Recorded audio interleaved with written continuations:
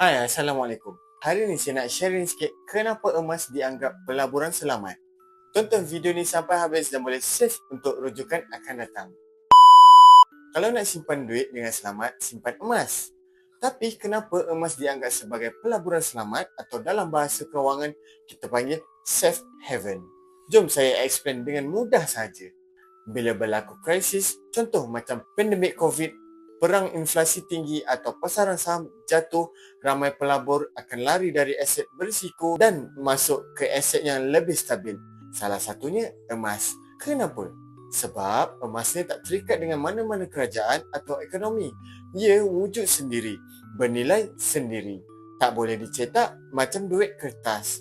Masa duit jatuh, harga barang naik, nilai emas biasanya akan naik juga. Contoh masa krisis kewangan tahun 2008 dan juga masa COVID melanda, harga emas naik mencanak. Sebab bila orang takut, duit mereka hilang nilai. Mereka beli emas untuk lindungi kekayaan. Tambah lagi, emas tak ada risiko. Maksudnya, ia tak boleh bankrupt macam syarikat atau saham.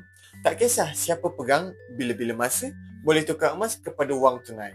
Sebab tu, kita kata emas ni aset mudah cair.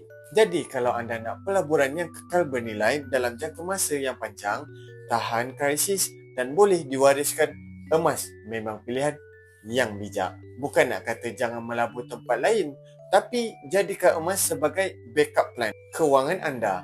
Zaman sekarang, simpan duit je tak cukup. Kita kena bijak simpan nilai, bukan sekadar angka.